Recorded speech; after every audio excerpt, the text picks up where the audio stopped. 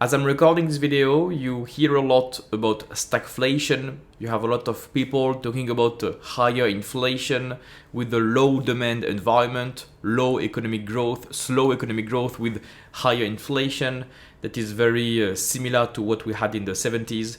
I want to make this video for people that expect stagflation, just in case we have stagflation, and I want to show you how to pick good companies in case this happens. So this video will have several parts. First, I will show you the first signs of stagflation that we are seeing right now. So that's a risk to be considered.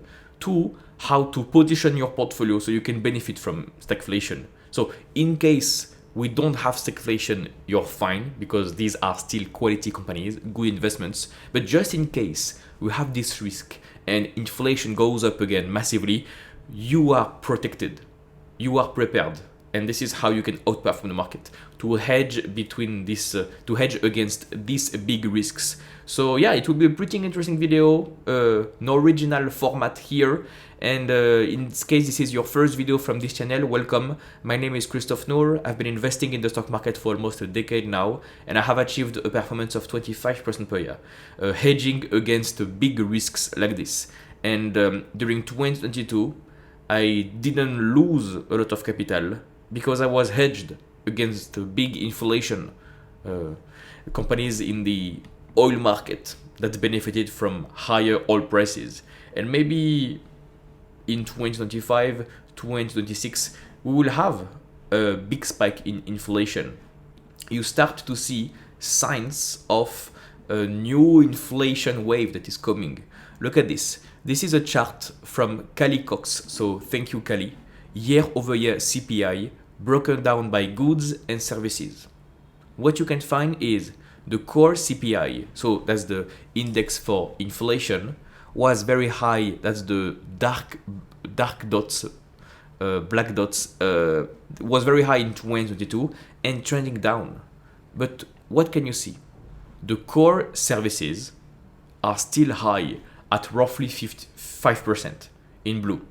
And the core goods, ex-food and energy, are dropping like a rock until 2025 and now rebounding. What if inflation is picking up from there? Is your portfolio prepared?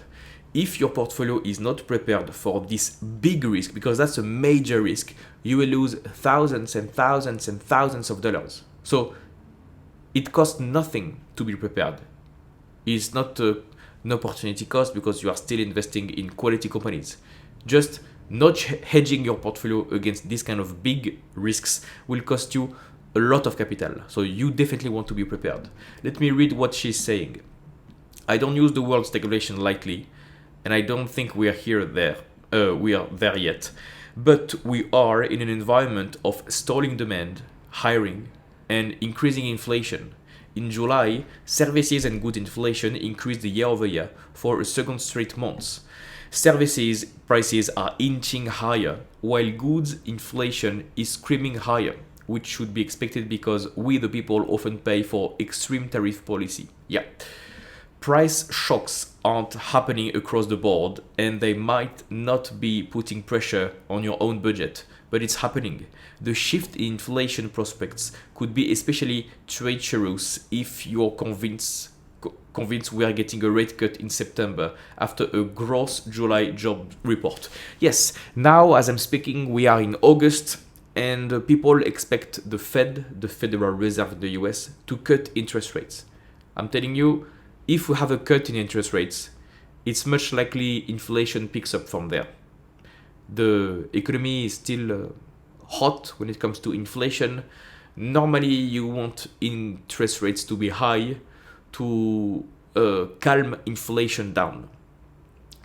I mean, you saw what happened during 2020, 2021. 0% interest rates, $10 trillion of capital being created out of thin air. You have inflation, okay? So now seems like quantitative easing is back. What if you lower interest rates? These are two things that can increase the inflation rate in the future. In this video, I'm not telling you that inflation will be back and everybody will suffer from high inflation. I'm just telling you, in case it happens, be prepared. It's not that simple. The Fed still has to care for both sides of its dual mandate: maximum employment and stable prices, like 2% inflation.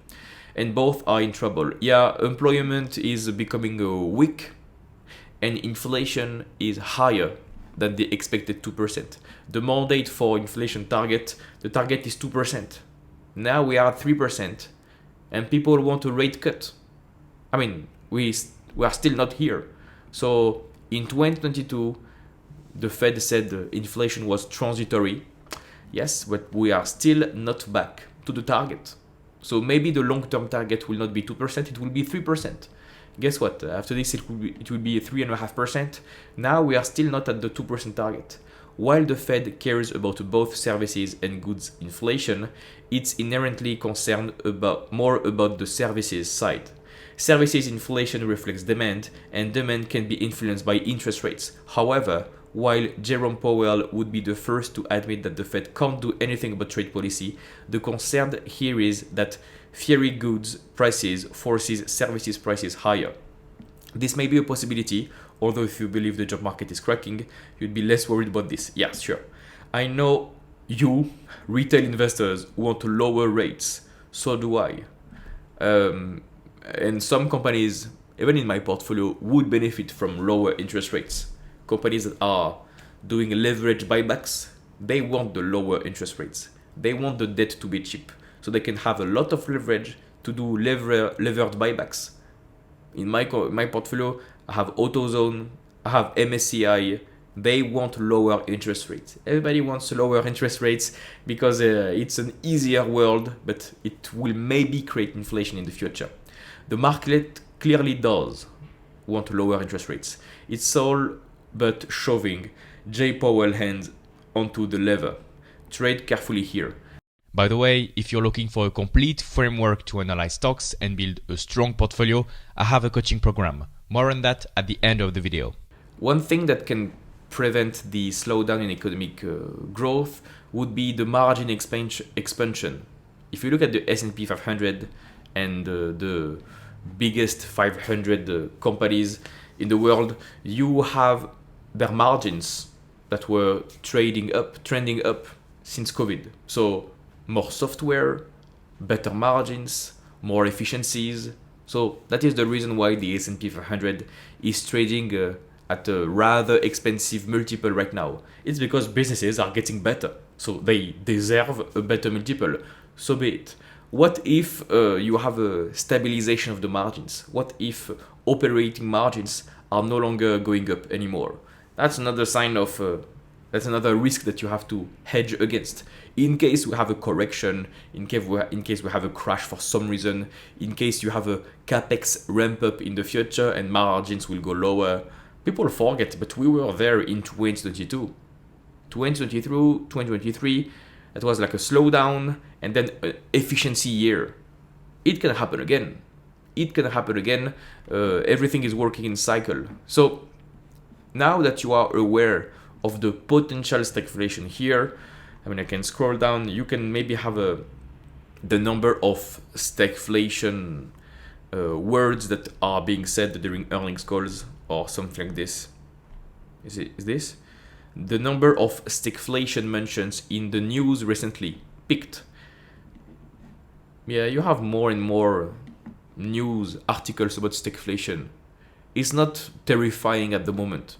I don't want to sound pessimistic, but just be prepared in case it happens, right?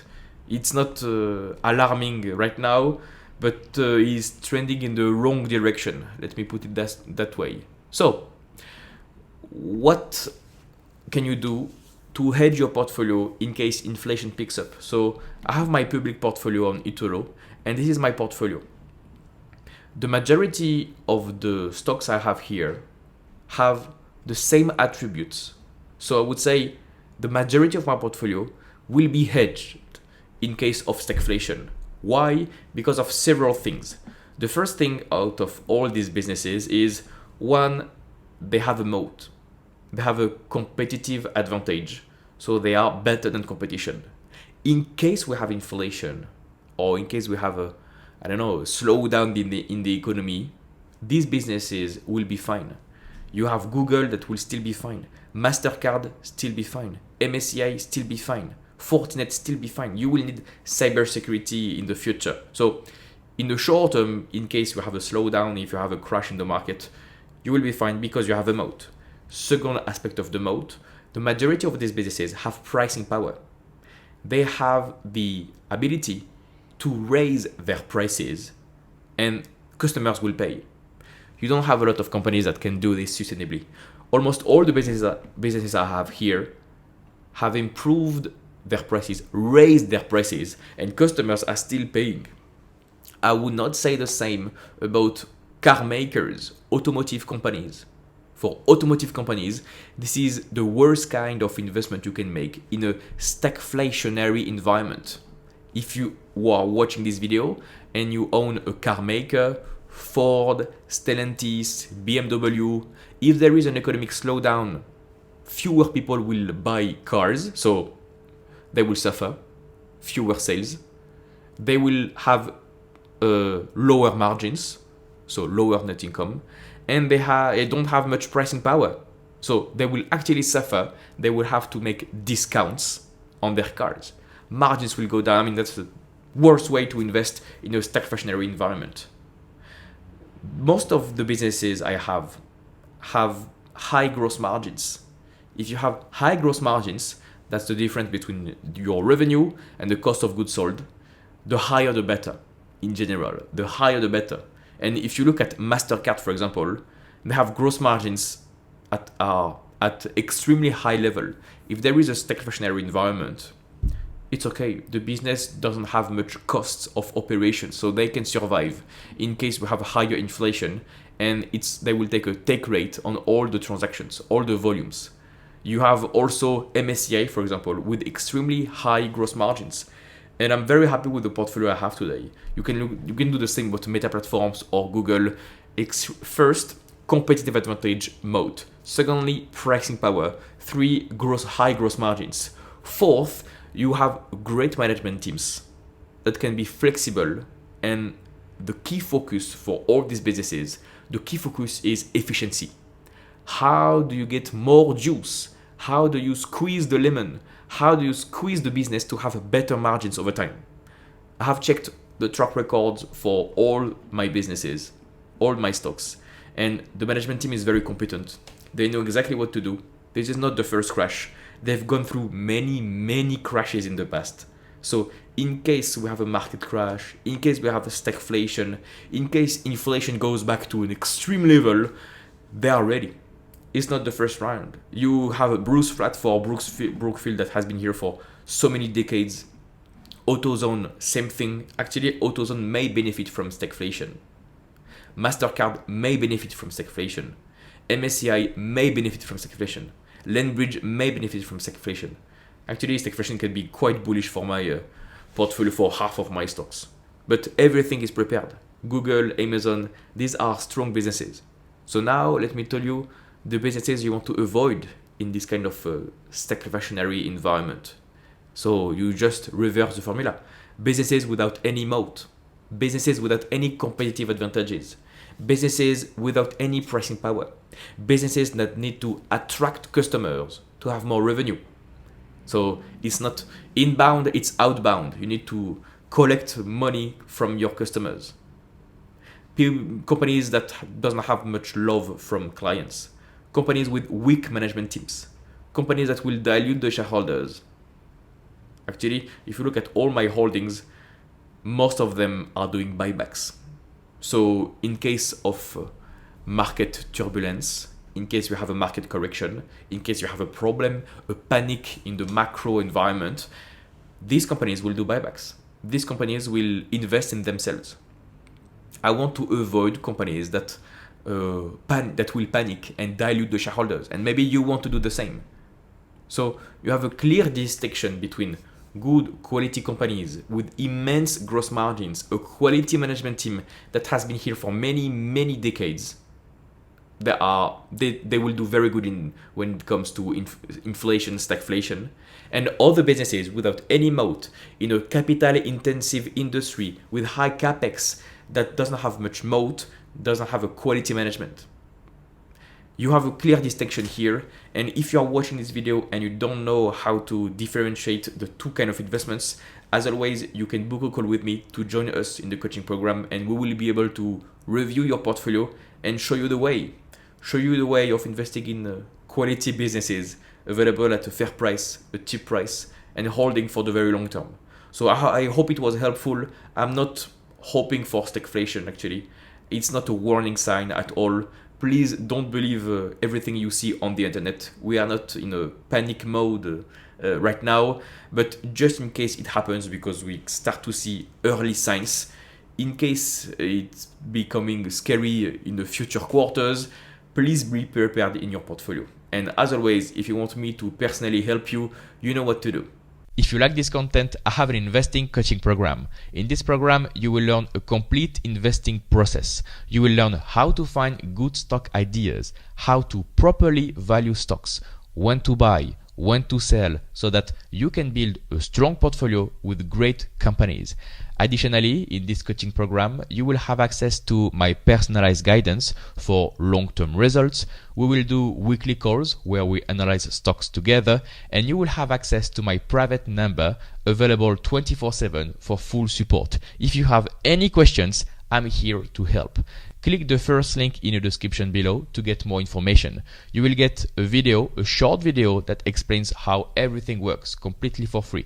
No need for your mail address. Just click the first link in the description and I'll see you on the other side.